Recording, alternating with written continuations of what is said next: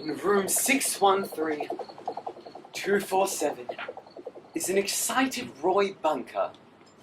Why is he excited, you may ask? Some chick is about to die. Cancer! I know what you're thinking. She's 73. But rumour has it that in her prime, she was hot. And she's moving in next door. Any second now. Oh, I can hear those beautiful final breaths as the oxygen tank slowly begins to fail. Beep, beep, beep. Roy Bunker. This place is a pigsty. Smells of beer and boisterous breath. Do you have any idea that a woman is moving next door to you in approximately 83 seconds?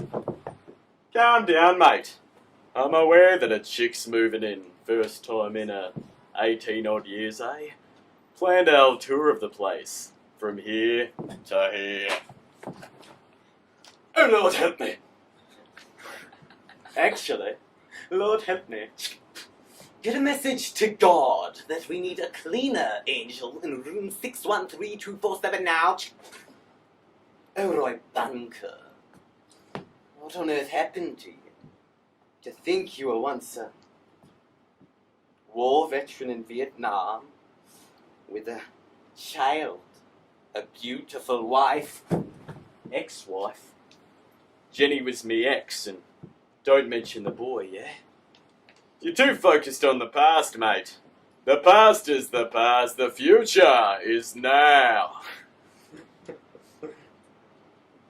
Don't mind him. He's been after me ever since I arrived here in heaven.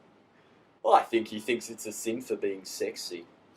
Besides the point, any second now an attractive woman is going to enter apartment block 613248, and I am going to be the first darn person she meets here. If you don't mind, I'm going to practice. Did it hurt? When you arrived in heaven? Oh, that's so bad. You hear that? I think it's her! Wish me luck! Luck would not help Roy Bunker. Nothing would help Roy Bunker. Because beyond the door of room 613248 was a sight that even big boy Roy Bunker would swear he would never see again. Hey, now that you're dead, wanna hop into my bed? Jenny! What the heck are you doing here? What do you mean? I just arrived. Roy? Roy Bunker? Oh, I must be in hell! No, you're not in hell. But geez, there has to be some sort of mistake. You see, I came here for a fresh start, not to relive my shitty past. Unless God put us together. I mean, he literally put us together. You see, he's in charge of room management here. But besides the point, Jen, I'm a changed man. Dying will do that sort of thing to you. Enough! When I arrived here approximately 1 minute ago and was having a brief read of the features in this absurd place, it said nothing about staying in the room next door to your ex-husband. I'm going to see our son. Roy and Jenny's son Sam died a few years before Roy in Afghanistan, 2003. They blame each other for his death. You see, Jenny? He's fine to go. He wants to go. He's old enough to make his own damn decisions. No, he isn't. This isn't for himself, this is for you. Just to kill himself for people we don't bloody know. Just for you. Just because you won't shut up about how you managed to survive the war 25 years after it happened. I was petrified every day back then, Roy. I can't have that again. Please stop him. For me.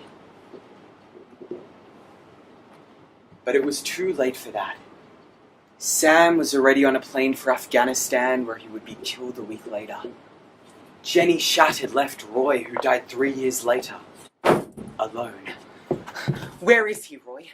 Where is my son? How do I see him? Forget him like I did, Jen.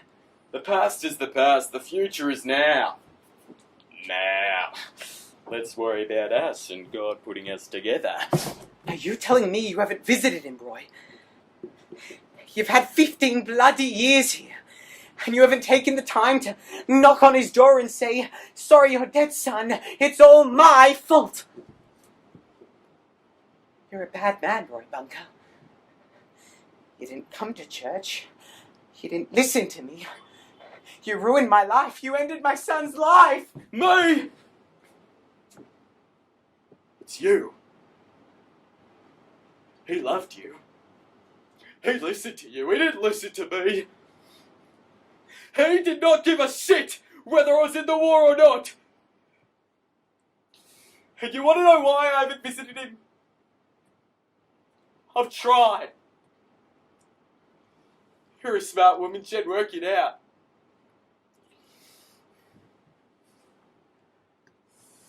He probably did something horrible in Afghanistan and he's in hell. Roy and Jenny kept at it, exchanging insults, thinking it must be the biggest mistake in the history of heaven to put them in adjoining rooms, thinking they would spend eternity yelling at each other, screaming at each other, continuing the nightmare that started when the officer knocked on the door with the news of my death.